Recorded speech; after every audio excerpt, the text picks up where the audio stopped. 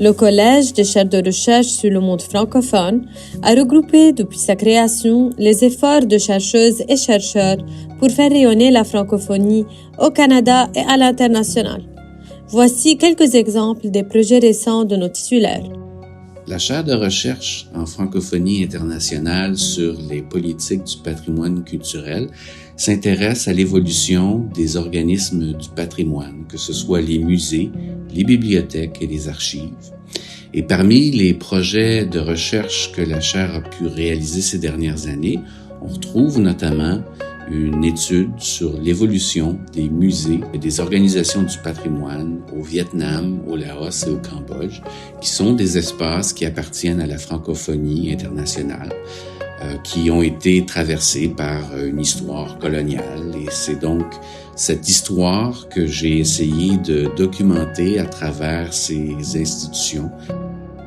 Alors, ce qui m'a intéressé, c'est de voir un peu comment la pensée européenne a laissé son empreinte sur certaines institutions du patrimoine et comment, à travers ces institutions également, émergent aussi des voix locales.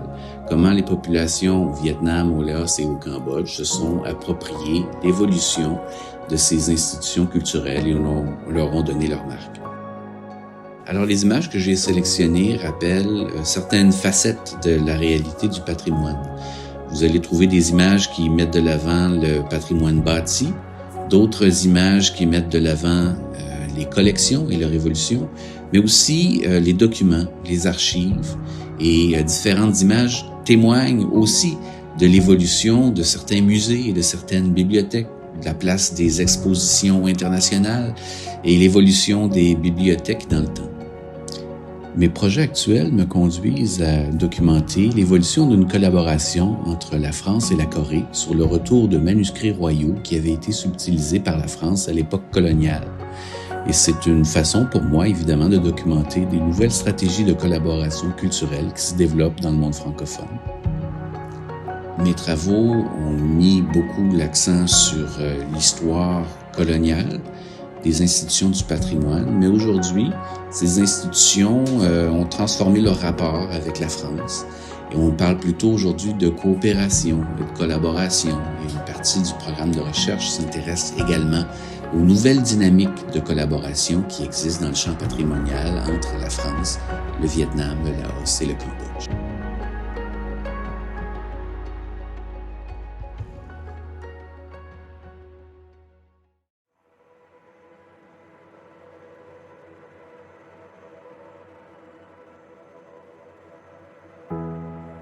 Les environnements numériques ne sont pas neutres.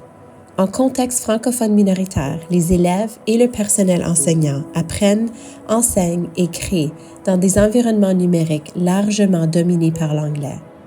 L'école devient ainsi un levier essentiel si l'on souhaite que la francophonie ontarienne prenne pleinement sa place dans le monde numérique. Depuis l'obtention de ma chaire en 2024, je mène un programme de recherche structuré autour d'une idée forte.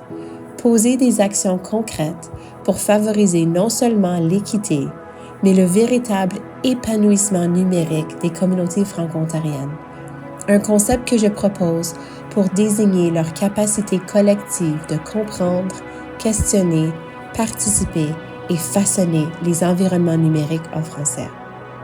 Un exemple d'un projet de recherche touche l'éducation à la citoyenneté éthique à l'ère du numérique. J'ai mené une collecte de données dans une école secondaire de langue française en hiver 2025 auprès de 45 élèves. Avec une équipe de doctorants, nous leur avons demandé de produire des artefacts numériques à l'aide d'une intelligence artificielle générative pour représenter, premièrement, leur vécu sur les réseaux sociaux, deuxièmement, leur conception d'un citoyen éthique et finalement de créer des affiches pour leurs écoles, pour les réseaux sociaux, sur les agirs d'un citoyen éthique. En plus, nous avons mené des ateliers de co-analyse de données et les voix des élèves ont orienté directement nos interprétations. Par exemple, un élève a créé une image d'un adolescent en chute libre, parachute fermé, absorbé par son téléphone, pour représenter son vécu sur les réseaux sociaux. Et le partage de cette image a ouvert une réflexion collective sur le confort numérique, le faux sentiment de sécurité et la nécessité d'une éducation à la citoyenneté éthique avec et par les jeunes eux-mêmes. Un deuxième projet que je mène porte sur l'innovation en formation à l'enseignement. Dans l'Ed Studio, un laboratoire de recherche que nous avons à la Faculté d'éducation, nous répondons à un manque de ressources numériques contextualisées en français. Alors nous proposons ce projet pilote qui réunissait 44 étudiants à la formation et 12 enseignantes en poste. Ensemble, ils ont créé 12 ressources éducatives numériques sur mesure, dont un guide de codage adapté au français de Windsor et un livre numérique sur la rivière de Kapuskasing, directement issu de besoins identifiés par le terrain. Et si la recherche ne se limite pas à observer, elle agit, elle outille et elle transforme. Ces projets partagent une même signature, des méthodologies participatives et créatives, un ancrage profond dans les réalités francophones minoritaires et une volonté de produire des retombées concrètes pour les écoles et les communautés.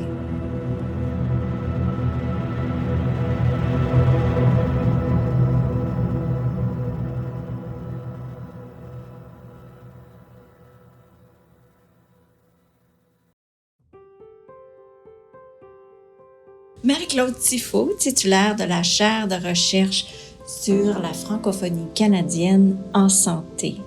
Depuis 15 ans maintenant, nous travaillons à partir d'archives historiques. Cela nous a permis de créer un web documentaire sur l'histoire du nursing au Québec. En voici un extrait. À mon arrivée à l'Université d'Ottawa, mon directeur de thèse m'a accueilli en me proposant une recherche sur la situation administrative des hôpitaux psychiatriques québécois.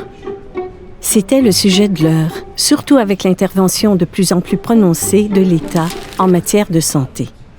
Ce sujet me préparait clairement à mes futures fonctions de directrice. D'ailleurs, dès mon retour à l'hôpital, au cours de l'été 1965, des défis de taille m'attendaient. La Congrégation des Sœurs de la Charité de Québec restructurait l'ensemble de ses œuvres. Les réunions se succédaient pour assurer une transition douce dans les services. Pour les soins infirmiers, il y avait beaucoup à faire. Mon premier mandat fut d'organiser les ressources infirmières entre les œuvres. Mais avec la pénurie de personnel, surtout spécialisé en psychiatrie, cette tâche n'a pas été facile. En plus, ça se produisait en pleine grève des infirmières dans l'ensemble du Québec. Ce travail, quoique ardu, a été couronné de succès. En effet, en 1966, la direction générale m'arriva avec un deuxième mandat majeur, celui de produire un manuel de nursing. Ce manuel, à quelques nuances près, est encore à la base de l'organisation des soins infirmiers dans l'hôpital de nos jours. L'accomplissement de ces mandats est la grande fierté qui m'a accompagnée tout au long de ma carrière.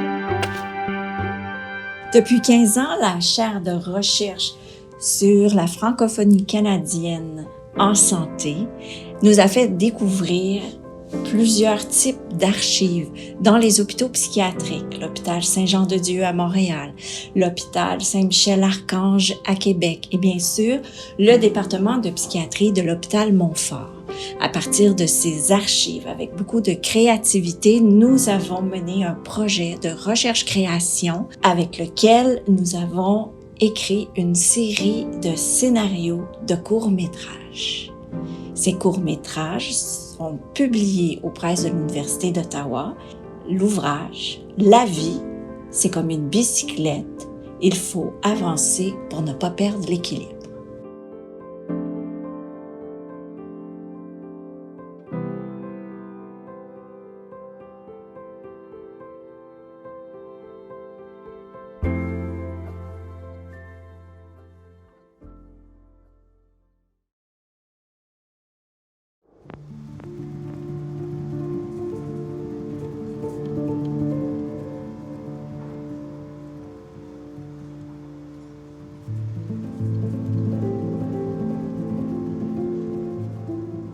La chaire dont je suis titulaire travaille sur les aspirations et les mouvements politiques en Afrique, notamment en Afrique francophone. Et c'est vraiment un projet de recherche qui se trouve à la confluence des questions de gouvernance, de politique et des questions de sécurité et d'instabilité, notamment évidemment de contestation politique. Et vraiment, la focale centrale pour moi, ça a toujours été de comprendre ce qui va pousser les citoyens ordinaires, à descendre dans la rue pour contester, pour faire valoir leurs droits et surtout face à des gouvernements qui vont bafouer ces droits-là. Donc, de contester même à grand risque pour leur vie, pour leurs proches, pour leurs moyens d'être, dans des contextes qui souvent essaient de s'enraciner de manière autoritaire. Et c'est donc, même si j'ai beaucoup tendance à regarder ce volet citoyen, quelque chose qui m'amène également à me pencher sur l'autoritarisme en soi, sur ce pendant gouvernemental ou sur l'oppression qui va générer la contestation.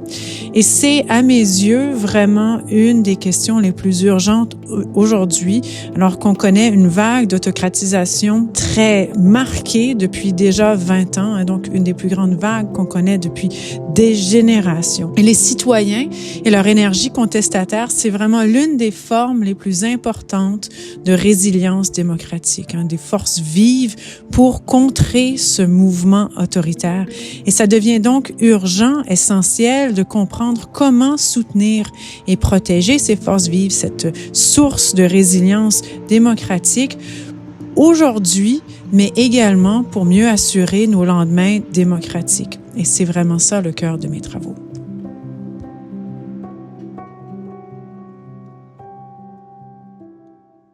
Bonjour, je suis Sylvie Grosjean, titulaire de la chaire de recherche en francophonie internationale sur les technologies numériques en santé. Au sein de ma chaire, nous étudions les usages et le design des technologies numériques de santé qui intègrent des systèmes d'intelligence artificielle. Dans tous les projets que nous menons, la question centrale qui nous occupe est la suivante. Comment prendre en compte dans la conception et le développement de ces technologies, à la fois la multiplicité des parcours de vie avec la maladie et la complexité des pratiques de soins. Suivez-moi, je vais vous montrer comment nous tentons de répondre à cette question. Pour cela, j'adopte dans mes projets une approche socio-technique. Cela signifie que toute technologie de santé doit être pensée et conçue en relation avec le milieu social dans lequel elle va s'insérer. C'est ce que nous faisons dans le cadre du projet de co-design d'un système de recommandation conversationnelle reposant sur un grand modèle de langage. Ce projet interdisciplinaire implique des patients, des proches, des soignants, des chercheurs et des experts en intelligence artificielle. En mobilisant des méthodes qualitatives empruntées au design participatif, nous créons des espaces de dialogue où les savoirs d'expérience des usagers s'entrelacent aux savoirs experts des ingénieurs et des médecins. L'objectif de notre méthode de co-design est que le système d'intelligence artificielle puisse s'ajuster à la réalité quotidienne des patients et de leurs aidants, et que la technologie puisse être un support dans la gestion de leur maladie. C'est donc le couplage humain-intelligence artificielle et ce qu'il sera en mesure de produire, que ce soit des connaissances ou de nouvelles pratiques de soins, qui nous intéressent. Cette prise en compte de la densité des interactions humain-intelligence artificielle est vitale. Dans le cadre du projet e-Consulte Plus, nous explorons plus en profondeur cette dynamique des interactions. Pour cela, nous examinons comment l'analyse de biomarqueurs vocaux par une technologie d'intelligence artificielle peut soutenir le diagnostic précoce de la maladie de Parkinson par les médecins de famille lors de téléconsultations médicales. Mais au-delà de la performance algorithmique, ce qui nous intéresse, c'est la manière dont cette technologie s'insère dans le flux de l'activité diagnostique du médecin.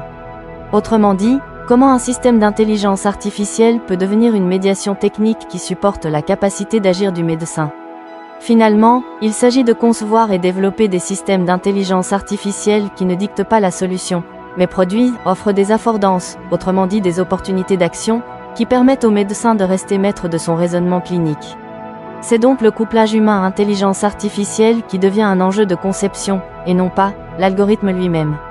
En mobilisant des traditions de recherche francophones, ancrées dans la sociologie des usages et l'écologie de l'interaction, la cognition située et distribuée, et la linguistique interactionnelle, nous affirmons une approche spécifique de l'étude de l'usage et du design de systèmes d'intelligence artificielle en santé.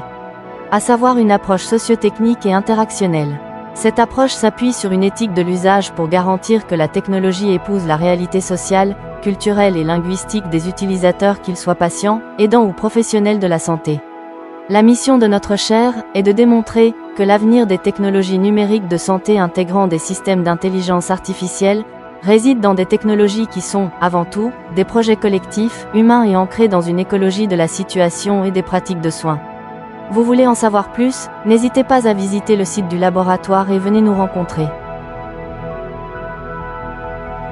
Merci de célébrer avec nous le mois de la francophonie. Merci de faire vivre la francophonie, ses cultures, ses voix à travers la recherche en images.